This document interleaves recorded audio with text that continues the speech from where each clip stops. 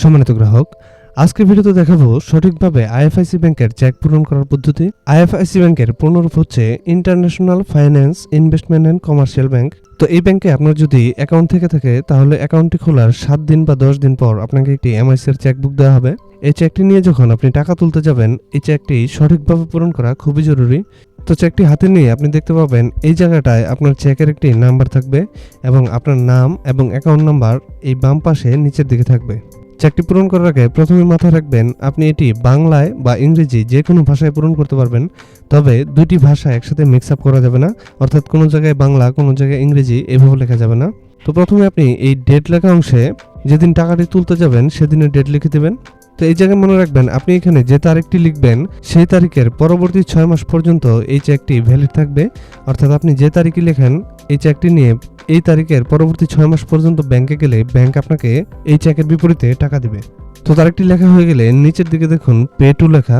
Pay to এর অংশে আপনি যদি নিজের চেক ব্যাংকে নিজে নিয়ে যান সেক্ষেত্রে এখানে সেলফ অথবা বাংলায় নিজ লিখতে পারেন, অথবা যদি আপনার চেক দিয়ে অন্য কাউকে পাঠান সেক্ষেত্রে যে চেকটি নিয়ে যাবে এখানে তার নাম থাকবে। তো ধরে নিলাম আপনার চেক আপনি নিজে নিয়ে যাবেন, তো এখানে নিজ লিখে দিলাম। লেখার পর নিচের লাইনে দ্য সাম অফ টাকা, এখানে আপনি কত টাকা তুলবেন এটি কথায় লিখে দেবেন। তো ধরলাম আপনি 20,000 টাকা তুলবেন, সেক্ষেত্রে এখানে 20,000 টাকা লিখে দিলাম এবং দুই পাশে এভাবে ব্লক করে দিবেন যেন এর মাঝে কোনো শব্দ বসানো না যায়। তারপর ডান পাশে যে বক্সটি রয়েছে এখানে টাকার পরিমাণটি অঙ্কে লিখবেন। টাকার পরিমাণটি অঙ্কে লেখার ক্ষেত্রেও এভাবে দুই পাশে ব্লক করে দিবেন যেন এর মাঝে কোনো অঙ্ক বসানো না যায়। এরপর বক্সের ঠিক নিচে আপনার স্বাক্ষর করার জায়গা, এখানে আপনি অ্যাকাউন্টটি খোলার সময় ফর্মে যে স্বাক্ষরটি দিয়েছিলেন এই স্বাক্ষরটি দিবেন। আপনার এই স্বাক্ষরটি কখনো ভুল করা যাবে না এবং প্রত্যেকবার যখন আপনি টাকা তুলবেন এই স্বাক্ষরটি সঠিকভাবে এখানে দিতে হবে। তো এই স্বাক্ষরটি দেওয়ার পর চেকটি উল্টিয়ে পিছনে আপনি আরও 2টি স্বাক্ষর দিবেন এবং এর নিচে আপনার একটি সচল মোবাইল নাম্বার লিখে দেবেন। আপনার এই মোবাইল নম্বরটি আপনার অ্যাকাউন্টে থাকা মোবাইল নাম্বারের সাথে মিলতে হবে, এরকম কোনো কথা নেই। আপনার চেক নিয়ে কোনো দ্বিধা তৈরি হলে দ্রুত যেন আপনাকে অ্যাক্সেস করা যায় এই জন্যই এই নাম্বারটি নেওয়া হয়।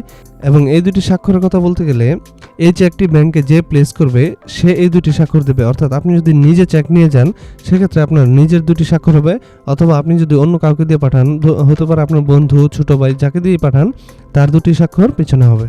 আরেকটি গুরুত্বপূর্ণ কথা বলে আজকের ভিডিওটি এখানে শেষ করব। আপনি যদি এই চেক দিয়ে 50,000 বা 1 লক্ষ এরকম বড় অ্যামাউন্ট তুলতে চান এবং আপনার চেকটি যদি অন্য কেউ নিয়ে যায় সেক্ষেত্রে যে চেকটি নিয়ে যাবে তার এনআইডি কার্ডটি তার সাথে নিয়ে যেতে বলবেন এবং আপনার মোবাইলটি হাতের কাছে রাখবেন, কারণ ব্যাংক অফিসার যখন এই চেকটি হাতে পাবে তখন দেখবে আপনার চেকটি অন্য কেউ নিয়ে গেছে, তখন আপনাকে ফোন দিয়ে কনফার্ম হবে যে এই চেকটি আপনি দিয়েছেন কিনা। সেজন্য আপনার মোবাইলটি আপনার হাতে রাখবেন। তো এই ছিল আজকের আলোচনা। বিভিন্ন ব্যাংকের চেক লেখা, ডিপিএস, এফডিআর সঞ্চয়পত্র সম্পর্কে জানতে চ্যানেলটি সাবস্ক্রাইব করার অনুরোধ রইল।